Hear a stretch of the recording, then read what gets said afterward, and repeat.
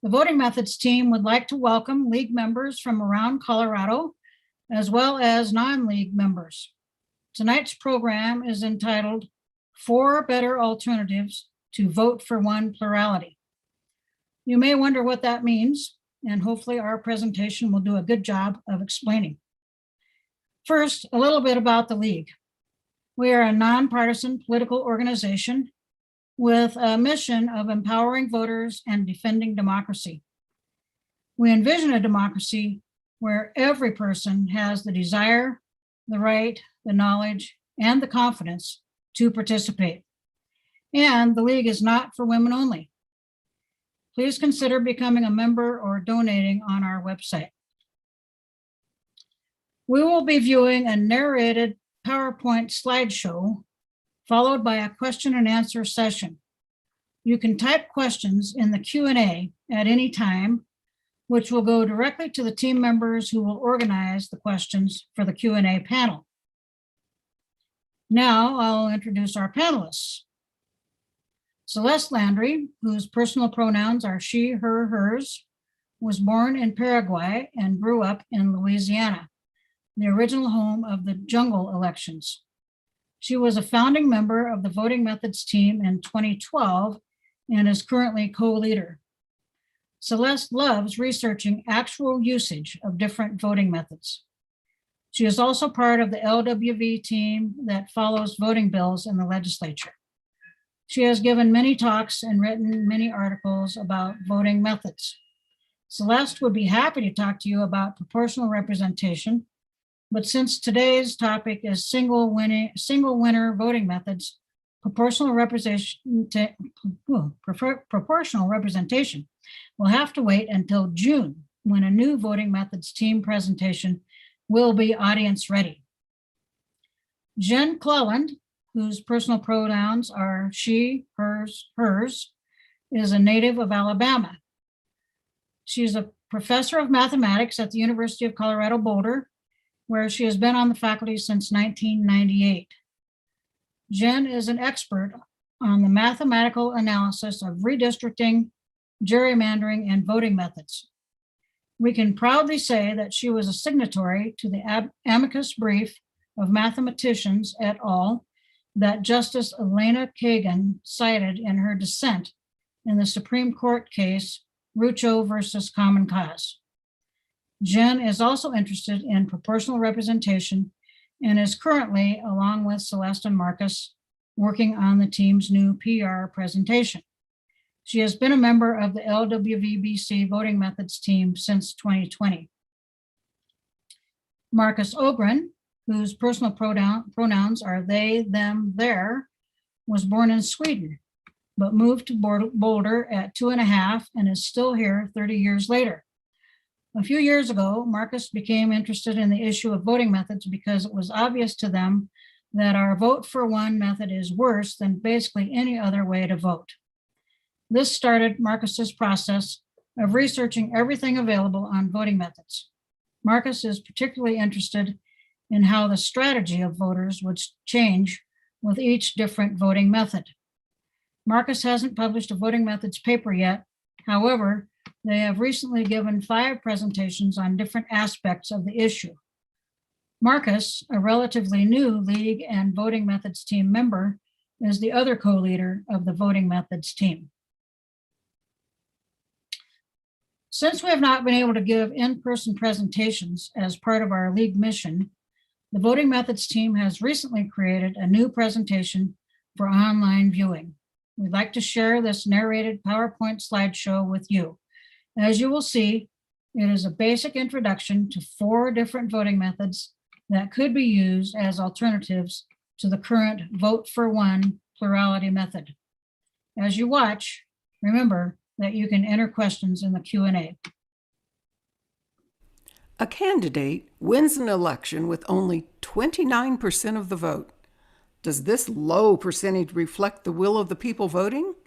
That's what voting is supposed to do. We, the Voting Methods team of the Boulder County League of Women Voters, along with the Colorado and National League, believe that authorizing and implementing alternatives to plurality voting that allow people to express their preferences more effectively will improve our voting experience and result in outcomes that better reflect voters' choices. Today, I will demonstrate why the vote for one method, we will refer to as plurality, is one of the reasons voters are dissatisfied with their voting experience.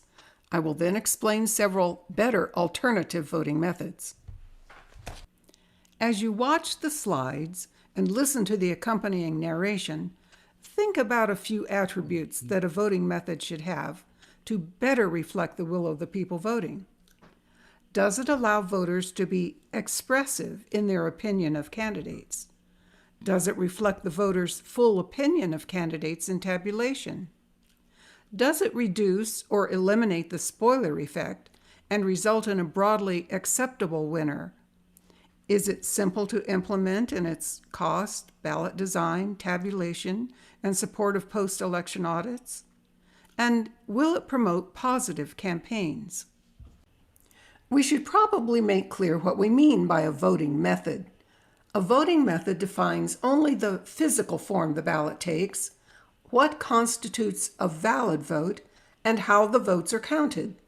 It doesn't entail all of the other things that go into holding an election, such as whether people vote by mail or at a polling place, whether or not early voting is offered, or whether voter IDs are required. Two additional terms need clarification. Single winner elections are those elections in which only one person is elected, such as president, governor, mayor, and members of Congress, despite those people being elected to a legislative body. Multi-winner elections are those where two or more seats are filled in a single contest, such as for city councils in Boulder and Lafayette. This presentation will focus only on single winner elections. The Voting Methods team has another presentation devoted to ways to improve multi-winner elections.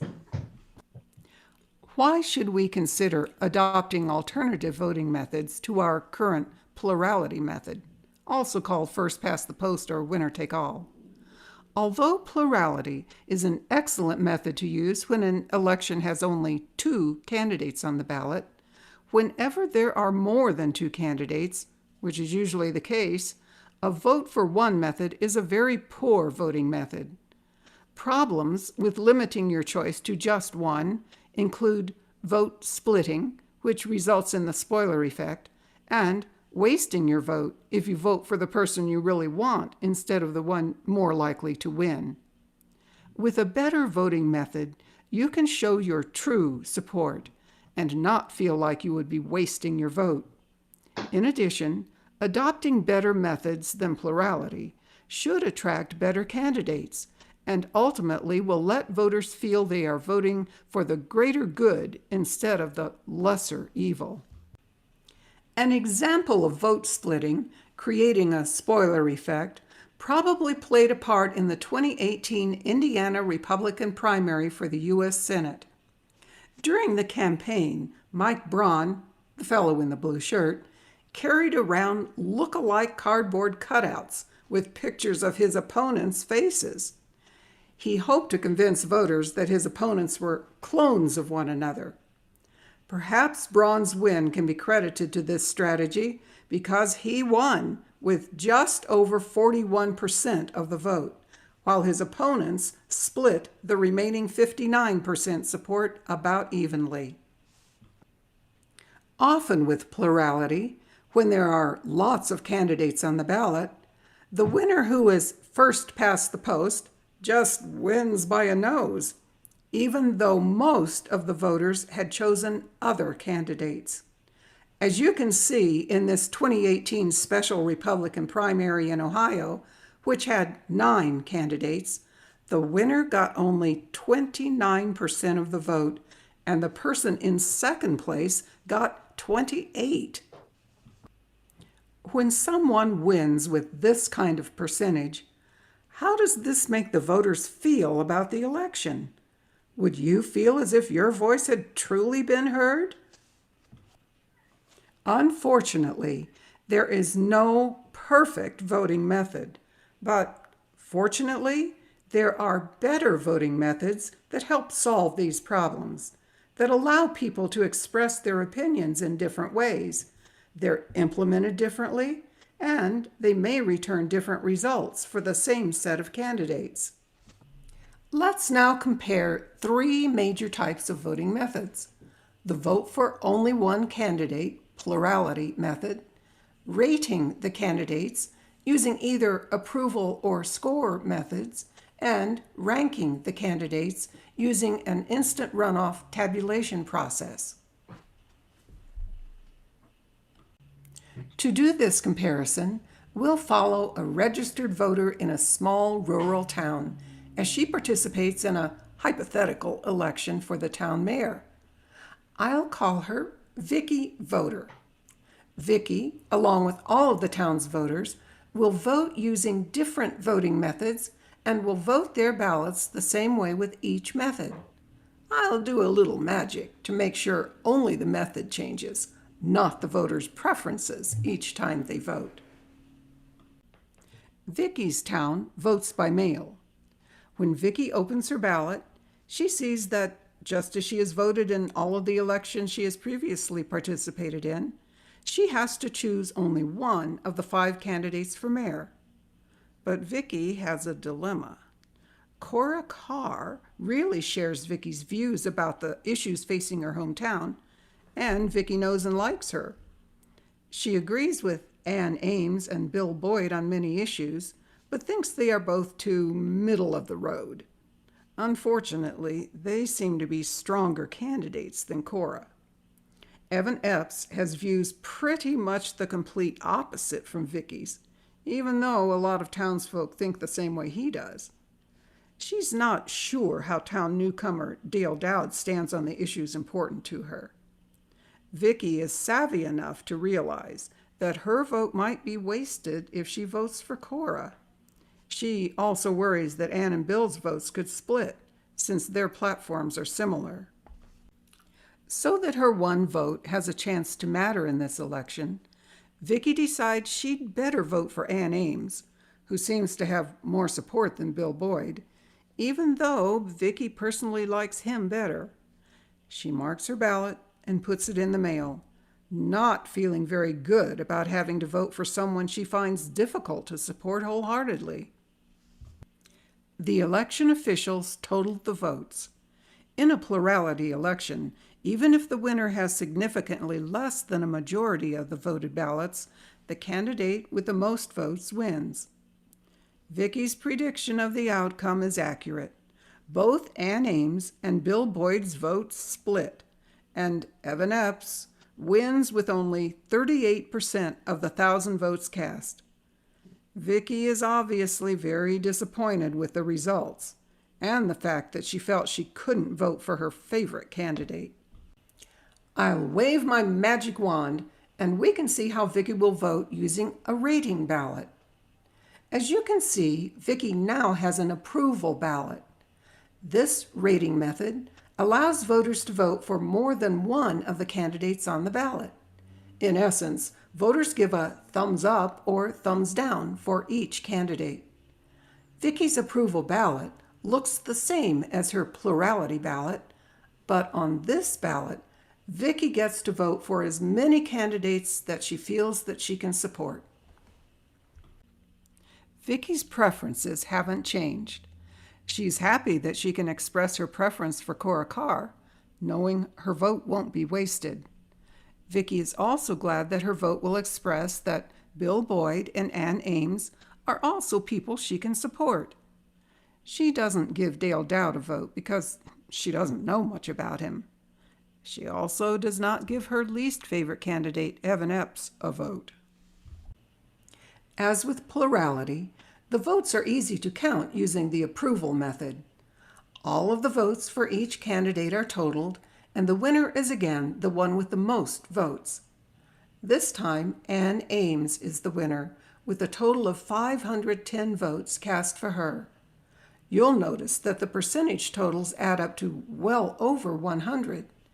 Every candidate has the possibility of receiving up to 1,000 votes instead of that 1,000 votes having to be split among the candidates. This percentage actually better reflects the support each has among the whole electorate than the plurality percentages do. I wave the magic wand again, and Vicki is now going to vote using a different rating method known as score. With this method, Vicki will give each candidate a score. Think about giving stars to rate products on Amazon or rating performances on talent shows. Notice the format of her ballot has changed. She will rate each candidate on a scale from 0 to 5. If Vicki doesn't give a score to a candidate, it will still be counted as a 0. This time, Vicki is able to express her individual likes and dislikes. She gives Cora Carr, whom she likes best, a 5. Her inclination would be to rate Bill Boyd and Ann Ames both 3s, but since she's pretty sure Cora won't win, she decides to exaggerate her support for Bill with another 5, so that she won't be throwing away some of her voting power. She raises Ann's scores to a 4 to show she'd be okay with her winning, and rating her a 4 still puts her way ahead of her score for Evan Epps, whom she of course gives a 0. Instead of marking Dale Dowd clear at the bottom with Evan, she gives him a 2 because some of her friends like him. The score tabulation is simple. The scores are totaled for each person, and the mayor turns out to be Ann Ames with the highest total score of 2,900 out of each candidate's possible maximum score of 5,000. Note that the percentage numbers like approval reflect the voters' support in a more meaningful way. A variation of the score method tabulates voter results using a procedure called STAR, which is an acronym for Score, Then Automatic Runoff. Vicki knows that after the votes are counted, there will be an automatic runoff between the two highest scoring candidates. Now Vicki can safely give Cora Carr a 5 and not feel that she should exaggerate support for Bill Boyd, because she'll give anyone her full support over Evan Epps if he's in the automatic runoff. Since Vicki likes Ann Ames less than Bill Boyd, she gives her a 3 and him a 4. This way, if Ann and Bill are the two highest candidates, her support in the automatic runoff will be recorded for Bill Boyd. The candidates' scores on the STAR ballots are counted. You can see that some of the other voters in the town rated the candidates a bit differently, just as Vicki did. Ann Ames and Bill Boyd are the top 2 candidates and will be in an automatic runoff to see which is preferred over the other on all of the ballots. To determine which of the top 2 candidates is preferred by the most voters, the ballots are recounted, looking only at the scores that Ann and Bill received. Every time one of the top 2 is rated higher than the other, that person gets a vote. If they get the same scores on a ballot, neither will get a vote, as neither is preferred over the other. If neither is rated on a ballot, that vote also goes into the no preference column. The votes are totaled, and the candidate with the highest number of votes is the winner. Ann is the winner in the STAR election. Waving my wand once more, Vicki votes a ballot using a ranking method. The term ranked choice voting, or RCV, is getting more press these days, but it is an umbrella term that can refer to half a dozen or more different versions, some for single winner elections and some for multi-winner elections, and at least one of which doesn't adhere to our definition of a better voting method. Vicki's ranked voting election is known as instant runoff voting, or IRV. Notice that the IRV ballot format is different from the other methods we've discussed. This time, Vicki has the opportunity to rank each of the candidates, which can be more expressive than plurality when her favorite is not one of the top 2 frontrunners. She can say which one is her first, second, third choice, etc. We're not surprised by Vicky's choices, as she ranks each of the candidates in the order of her preference. In some elections, the voter is limited to their top 3 or 4 candidates, but Vicky gets to rank all 5 on her ballot. As we can guess, Cora Carr is her first choice, Bill Boyd her second choice, Ann Ames her third, Dale Dowd her fourth, and Evan Epps her fifth. The first step in an IRV tabulation is to total the first choice rankings on each ballot. A candidate can win in this round if he or she gets at least 50% of the total ballots cast. You can see that in this mayoral election, no candidate comes close to receiving 50%, so the tabulation goes to a second round. In the second round, Dale Dowd is eliminated as he received the fewest first choice rankings. The 20 ballots which mark Dale as first choice are reviewed, and their votes for Dale transferred to the candidates marked as these voters' second choice. As the table indicates, 9 of those 20 ballots marked Evan Epps as their second choice, increasing his total to 379. 5 marked Ann, 4 Bill, 1 Cora. Notice their new totals in the table. One of Dale's ballots had no other choices marked, so it becomes an exhausted ballot. Again, you can see on the table that no one has 50% of the 999 non-exhausted ballots, so the tabulation goes to a third round.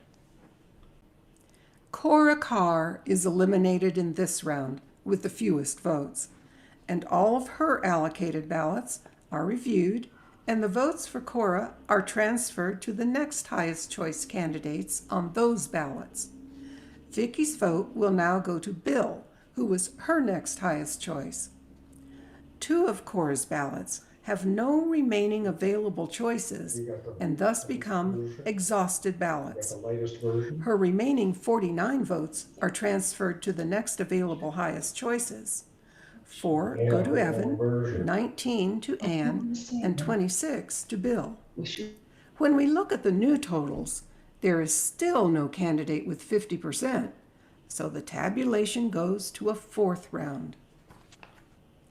In what will be the final round, there are only 3 candidates remaining. As you can see, Bill Boyd has the fewest votes and is eliminated, leaving only Ann Ames and Evan Epps as the final 2 non-eliminated candidates. All of the ballots allocated to Bill are reviewed. 12 of Bill's ballots do not have either Ann or Evan as available choices and are thus exhausted. All of Bill's remaining votes are transferred to whichever of these final candidates is ranked higher than the other. Since Vicky's ballot had Ann as her next highest available choice, she gets Vicky's vote. Ann adds 196 to her total, and Evan gets an additional 72. As you can see, Ann comes out on top with 54% of the remaining 985 non-exhausted ballots and will become the mayor. Even though Ann wasn't Vicky's first or second choice, she feels as if she has been able to vote her conscience, and she's satisfied with the election results. Now that Vicky Voter has shown us how different methods work when voting, let's look at the attributes I asked you to think about during our examination of the different methods. As you recall these attributes, think about which ones would be most important to you as a voter, or most important to an election official, or to political parties and candidates. On the chart, you will see green thumbs up and orange thumbs down icons, which show the degree to which each method fulfills the attributes, either positively or negatively. 2 thumbs up or down indicate a strong degree. 1 green thumb up will show a partial degree, which leans more toward the positive, and one orange thumb down will be a partial degree, leaning more toward the negative. When we look at plurality, the only positive attribute is its simplicity. Voters only need to have heard of and show support for one candidate in order to fully vote their ballot. Also, election officials have a long established procedure to conduct plurality elections. The approval method has all green thumbs up. It gets only one green thumb up for expressiveness and in recording the voter's full opinion, because voters can't give an opinion on different levels of support, other than to say support or don't support. It reduces the spoiler effect, and because voters can show support for more than one candidate, it should result in a more broadly acceptable winner. Approval voting is very simple to implement. Because we don't have much data on approval voting yet, it may be less likely to show majority support than some of the other methods. Candidates can get support from every single voter and are therefore incentivized to run positive campaigns. Scores attributes show all but one green thumbs up. It gets 2 thumbs up for expressiveness because it lets the voter show a level of support for each candidate, and the tabulation process will reflect the voter's full opinion. It has an orange thumb down for the simplicity of implementation because there will have to be changes in ballot design and tabulation. Like score, the star variation is very expressive for the voter. It also tabulates the voter's full opinion of the candidates. It gets 1 orange thumb down for the drawback of being harder to implement the automatic runoff round. Nevertheless, star voting advocates like the idea that star voting encourages voters to use intermediate ratings rather than the strategic exaggeration that Vicki did on her score ballot. How it might affect campaigning is also uncertain, though, like all of the other alternative methods, we think campaigns will become more positive. IRV has mostly green thumbs. Though ranking lets the voter express an opinion on all or some of the candidates, it gets a negative thumb for reflecting the voter's full opinion because only the voter's first choice is guaranteed to be counted, and only in the first round of counting. If an IRV election is decided in the first round, then the election is more like plurality. If you choose to only rank 1 or more non-viable candidates on your ballot, and those candidates are eliminated in successive rounds, your voice will not be heard in the final round. Similarly, if you rank any candidate below either of the 2 candidates in the final round, your support for those candidates will not be reflected. Because IRV behaves to a large extent the same as plurality voting in the first round, it's often not as good at reducing the spoiler effect. IRV also gets an orange thumb down because it is more complicated to implement. Even though the chart shows a few orange thumbs next to attributes of the alternative voting methods, all of these methods are better than plurality. They will yield more voter satisfaction, and their use should increase voter turnout and participation in the election process. Remember, even though there is no perfect voting method, there are better voting methods. As Voltaire, an 18th century philosopher, advises, don't let the perfect be the enemy of the good. This presentation's main takeaway is that using better voting methods will improve the voting experience and result in outcomes that better reflect voters' choices. We hope that you will share this information with others because we all need to try to make democracy work better.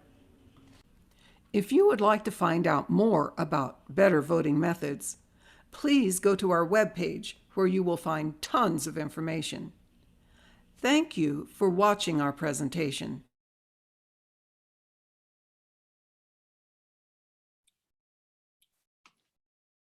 And thank you, Pat Venturo, for providing the narration on the video and screen sharing it for us. I also feel like she's the one who got us all organized for tonight. So big thanks to Pat. Now, team member Mark Parsons will ask the panel the questions you have been putting in the Q&A. And you can continue to do this as questions occur to you. So Mark.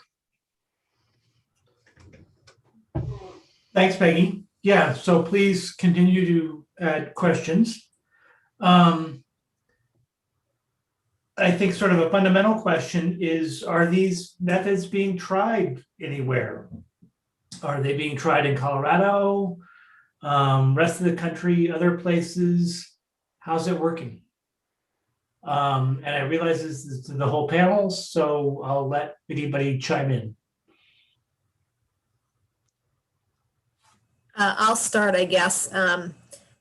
Colorado uses instant runoff voting in Basalt. It is used at 3 times in Telluride, although I think that's the end of that pilot program.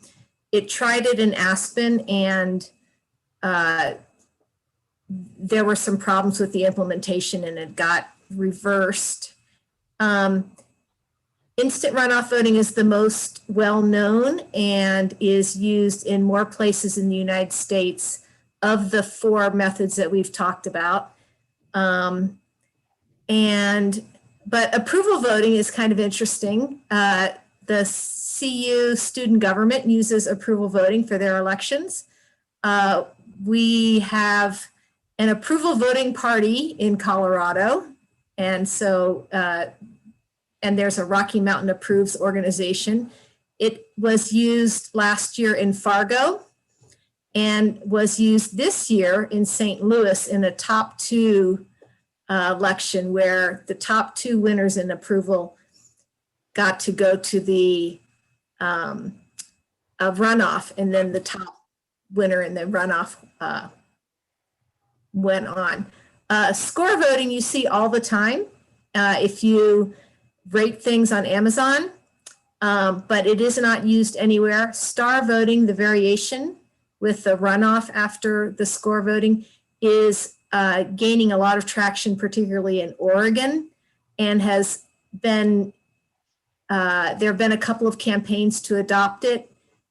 So far, they haven't been successful, but the supporters are hopeful that it will be adopted in the future in Oregon and other places. We may actually have a talk to our group about star voting in the near future. We're in discussions. So that's great, Celeste. There's a follow-up that I think is relevant, because you gave several examples where the election methods are used in, sort of non-political circumstances where people are used to that, but we don't see it in the political realm. And so the question is, who decides on the method in a local, state, or national election? I don't want to hog the conversation, but the city of Boulder voters decided that in 2023, we're going to use IRV for mayor. The Broomfield City Council will probably have something on their ballot this fall about electing their city council members and mayor using IRV. And there's a bill in the state legislature right now to ask or to require the Secretary of State and the county clerks to run elections for municipalities if they want to run an IRV election. Why don't I let Jen or Marcus talk about some other places? Yeah, let me just add to that. I think it's a great question, who decides, and there's not a clean answer. One of the things that I think is true so far about these excuse me, methods is that they've mostly been tried at fairly local levels. It's cities that are doing this, with one exception, which is that the state of Maine has adopted IRV in its statewide elections. New York City is about to implement IRV, which is going to be a really interesting test because, as the presentation mentioned, one of the challenges with RIV is implementation for election officials. And New York City will be the most populous political jurisdiction that has ever implemented IRV. So that's going to be an interesting thing to watch. There's also in this area a very famous example of Burlington, Vermont, where voters opted to implement IRV for their mayoral election. And then after an election that didn't turn out the way they wanted to, they voted to repeal it and go back to plurality. So this is something that is not real set in stone. Voters in fairly small jurisdictions experiment with these methods, which is great because they can, there's lots of opportunities for different jurisdictions to experiment with different methods according to what they perceive as their needs. Marcus, do you have a comment? Because we also have a follow-up on this question. Yeah, in Colorado, cities have a great deal of flexibility in this due to the home rule charters, which let them decide on basically everything related to how their city is being run. So there's a lot of freedom there to adopt alternative voting methods there that doesn't exist in some other states. And yeah, voters wield the power. Generally, when you get an alternative voting method enacted, it's because of a citizen initiative. Not always, but usually. So how will how might federal legislation, there's some, federal legislation in play right now, might affect these different types of voting and how these decisions are made on who decides? Right.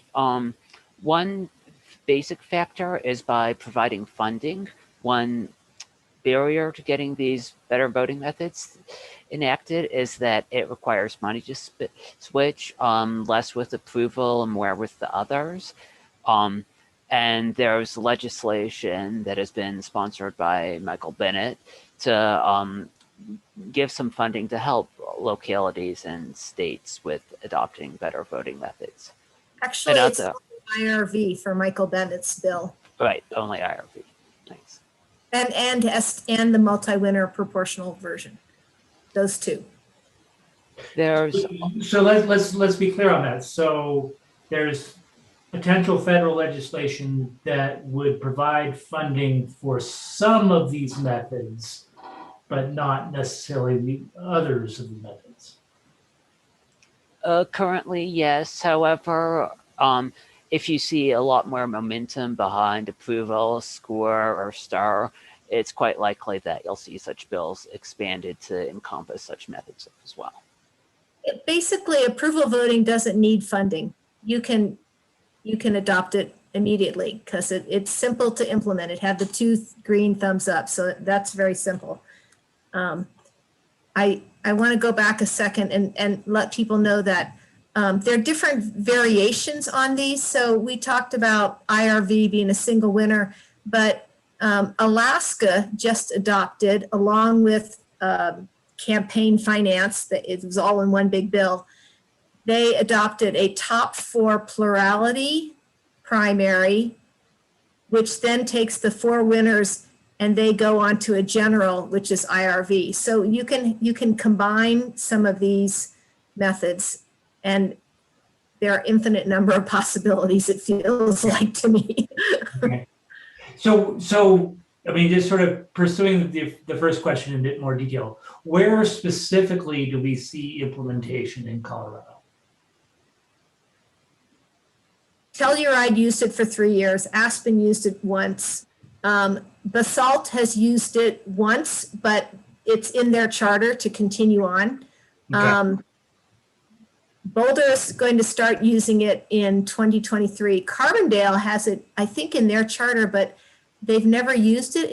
It must be like some special thing where they only do it if it's a special. I need to learn more about that. Okay. And Bloomfield will probably adopt it. Denver is considering a couple different options, or just using plurality with a different timeline. Okay.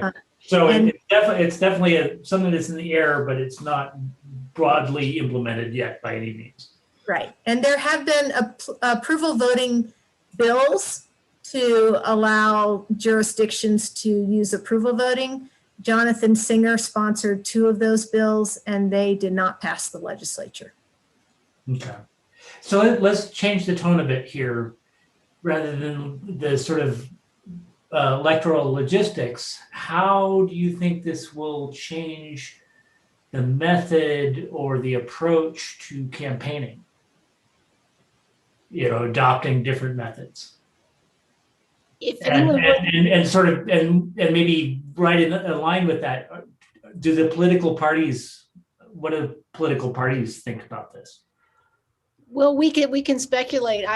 In a talk I gave about this, I just went and dug this up. If you'd like, I could show you an actual ad that ran in one of Maine's campaigns, in Maine's first, I believe this was the Democratic primary that was run by ranked choice election.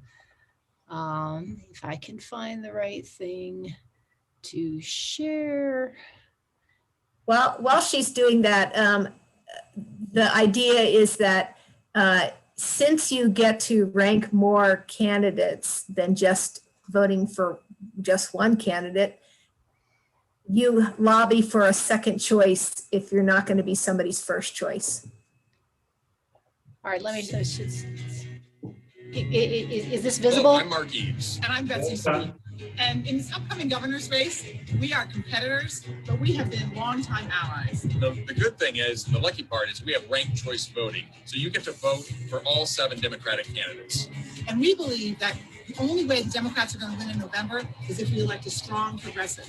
And you've got 2 of us right here. That's right. And just today, the Working Families Party endorsed both of us, which we're really proud of. Yeah, and we also both have the certification of Moms Demand Action for Gun Safety. So it's not just us being progressive. You know us from our work, but there's a lot of other people who recognize it too. And this is our time. So on June 12th, you can vote for me first and Betsy second, Or me first and them second. And you can be assured that we will have a strong progressive leader and we will all move Maine forward together. That's right. We got to turn it around. Make All sure. right, thanks, on Ted. June 12th. Don't forget. So there's one example of candidates Right. who normally would have been at each other's throats and they were campaigning together. Unfortunately, it would have been a better story if one of them had won, but they did not. But I think, but that's telling. It does show how it affects the campaigning. And so the next question is actually, Can I add something to sorry, that? go ahead. Yeah, go ahead. Yeah, I'd say that story is somewhat less about how instant runoff voting affects the race and more about how plurality would have affected that contest. Because if it had been using plurality, they would have an incentive to focus ire specifically on one another for the simple reason that if one of the progressives goes out of the race, the supporter is most likely to flow to the other. And when everybody only gets to support one candidate, you've got a big incentive to go after whoever is the closest to you ideologically. Right. Nice summary of the point there, Marcus. And so then related to that are odd, unexpected outcomes possible with these alternatives, such as a candidate with very little support winning. And, you know, can you get the opposite effect, I think is what the questioner is asking. And if so, how does that happen? So I would say, you know, at the start of the presentation, we said there is no perfect voting method. And for every voting method, you can concoct scenarios where the outcome would be something other than what you want. But I think we would all claim that plurality is by far the worst offender in this way. Yeah, in general, the only way you can have win while having little support is if everybody else has even less. And that situation is the most likely to occur under plurality by far. I can't name of a scenario in which something vaguely similar to that would be more likely to happen under one of the alternatives than under plurality. So what about pushback on these things? So maybe looking at Maine as an example, did it cost a fair amount? How long did it take? Did it produce some sort of level of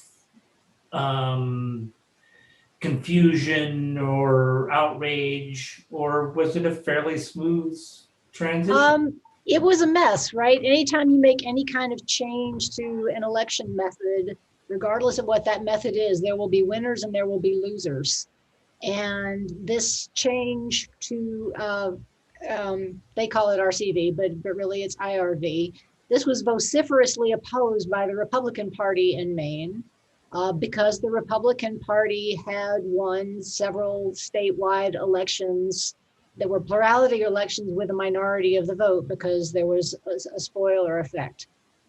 There were court cases, it was approved. I don't even remember all the ins and outs, but the state Supreme Court ruled on it a couple of different times, and the path to implementation was not smooth.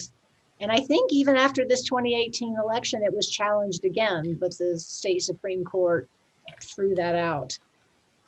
So that's before you even get to the question of implementation. You know, the path to making the legal decision to adopt this was not smooth. But I think that they did a good job in 2020 trying to prepare people for how election night or election week would turn out. They said, we'll announce the first round results, what we've got on the night.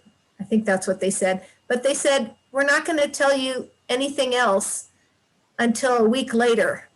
If we need to go to another round, we're going to collect all the ballots. We're going to take them to one central location and just be patient. And I think they drilled that and drilled that and drilled that.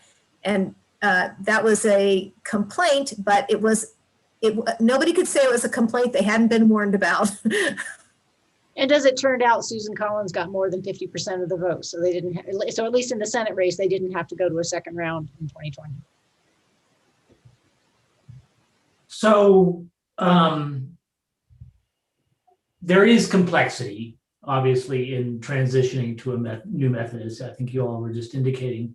So with all these different choices, wouldn't it be better to just pick one and put all our efforts into advocating that one instead of, confusing things with all these different methods? Why do we need to consider all these different methods?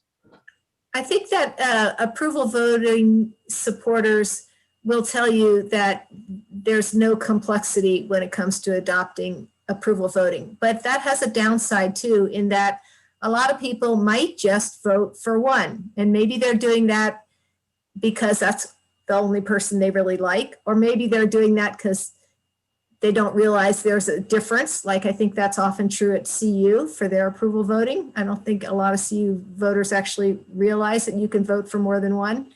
And it only happens when you have more than two candidates that it makes a difference. But even a little change can make a difference. And right now, in this time of people being so unhappy with elections, I personally think this is a great time to explore better voting methods. I would say part of this too is that, a lot of those thumbs ups and thumbs downs that we put in that chart, some of that is theoretical. Until things are tried, you don't really know how they're going to turn out in real circumstances. So the Burlington story, in their mayoral election, part of the problem is that there was a broad consensus second choice candidate who, by some other ways of counting the exact same ballots, might have won, but that person didn't have enough first place support. And so he was eliminated on the first round. And this was part of what made the citizens of Burlington decide that the results were wonky. So IRV is maybe not so great at electing a candidate who's broadly acceptable as a second choice, but is nobody's first choice. Whereas IRV is really good at dealing with the spoiler effect. If you're splitting the vote between two, if there's a majority vote split between two candidates, that's then going to give a third candidate the vote. So there are different scenarios where these methods, where one may be better than another. And I think, I say let different municipalities try them all. And the more experience we get with them, the more we'll be able to say. But, in a lot of ways, the science of this is still in its infancy because there's just not enough data yet. I would add to that a big reason for our team to talk about multiple voting methods instead of just one is that if we talk about just one, it'll be us effectively making the decision for which voting method should be considered. That decision should be made by the cities or states that would implement those voting methods, and you can't get that kind of local control without giving people options. Do we have any constraints on how we do this? Are there restrictions, particularly in Colorado election law, but election law writ large, that inhibit the sort of experiments that you all are advocating? In Colorado, home rule municipalities can basically do whatever they want. They will have to change their charter if plurality is written into their charter, but they can do whatever they want. And then a bill in 2008 allowed municipalities and special districts to use IRV or STV. Those are currently the only situations in Colorado where a different voting method is allowed. Sometimes people change and then ask forgiveness later. So, for example, approval voting might be so easy that somebody would make it happen. But the county clerks are going to run elections, and so they're going to try to follow the rules. Anyway, I hope I answered your question, Mark. I think so. Yeah. Home rule cities can do what they want. Otherwise, there might be a bit of constraint, but it largely depends on what county clerks are willing to do. Jen, Marcus, did you want to add anything? Oh, yep, go ahead. You were asking about constraints, and you were asking, I think, mostly about legal constraints, but there are other constraints too. And that's what this House Bill 1071 is trying to deal with, which are tabulation constraints for county clerks, risk limiting audit, post-election audit constraints. So we're trying to get those solved in House Bill 1071. The League is a big supporter of that bill. A constraint that has been mentioned a lot recently in our team is both score and instant runoff voting will use up a lot more ballot space. And we haven't really talked about that, but evidently that's something that county clerks care about a lot. Do you want every single ballot on your election to take up, take up 5 times the amount of space? So something we should talk about more. Quick clarification on somebody in the chat before you go, Marcus. The other acronym for IRV is RCV, ranked choice voting. I think what our panelists are saying that ranked choice voting is a broad term, and they're specifically talking about a specific version of ranked choice voting, which is instant runoff. Sorry, that was just a point of clarification. Go ahead, Marcus. Sorry, I lost where I was. What was the question again? The resistance, one, if there's legal constraints on implementing this, but then I think more to the point, what Celeste was getting at is sort of logistical constraints that county clerks might raise. Yeah, I'd say I'd kind of contradict Celeste in saying that it's really unlikely that a ballot would take up 5 times as much space due to you have to be 5 times as large due to an alternative voting method. In order for that to happen, you'd need to use instant runoff voting with 20 candidates and be able to rank every single one or something like that. You might see 5 times. You might see 5 times as many ovals, but something like square or star is probably only going to take up something around twice the space. Okay, but let me push back a bit on that. Okay, so the space aside, is that really what gets county clerks worked up? I think it's are county clerks concerned about the logistics and the software and the auditing and the stuff that they have to actually do for their job professionally to implement some of these alternative methods. So in Colorado, House Bill 1071 has been in a lot of negotiations with the Secretary of State. In the House, Sorry, I think you need to say what House Bill 1071 is to require the Secretary of State and county clerks to set up the infrastructure to run IRV elections for municipalities. Okay, thanks. So they, the Secretary of State negotiated to have multi-county cities in more than one county, delayed 1 or 2 years, I don't remember, and also negotiated to have the post-election audits that we do in Colorado called risk limiting audits delayed a year. And then the bill passed the House, it's now in the Senate, and the Secretary of State's position in the Senate is amend, because they say it's going to cost a lot of money and they're going to have to raise their fees on their business fees and recording fees and things like that. And so they don't want it to come out of their cash fund. They want it to come out of the general fund. So that's going to be the discussion in the Finance Committee. They'll probably amend it there too. Okay, we've gotten down into the details, and so I think you can all see that this is actually fairly complex, and I see Peggy coming on, and I will pass it to you in just a second, Peggy. But I wanted to give our panelists just one sentence. Why should we do this? So we've dwelt on the complexities and the benefits and the pros and cons, but give us your little takeaway, your one sentence takeaway, and I'll start with you, Marcus. I'd say that elections should not be decided by the also-rans.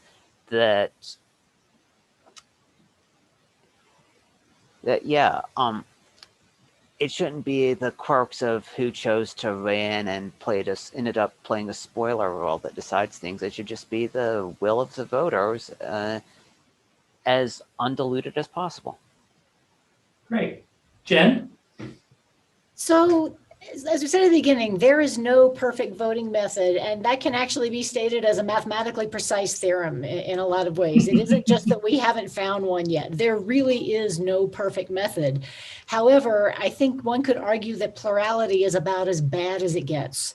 So anything other than plurality, it would be preferable. And I think it's great to experiment with lots of different methods and find their pros and cons, since we know going in that none of them will be perfect. Great. And Celeste?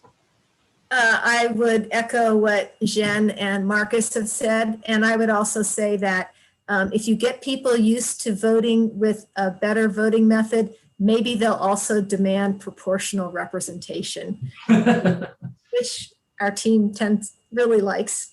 Right. Stay tuned for our next presentation. Stay tuned for more on proportional representation. Yeah, I think I gathered Okay, that's so coming up. Peggy, let me pass it to you. Yeah, thank you. All right, so thanks to Mark and the panelists, and thanks to everybody who attended tonight's session. We hope you've enjoyed it and found it informative. You can find more information on the Voting Methods team page on the League's website, lwvbc.org. So thank you and have a great evening.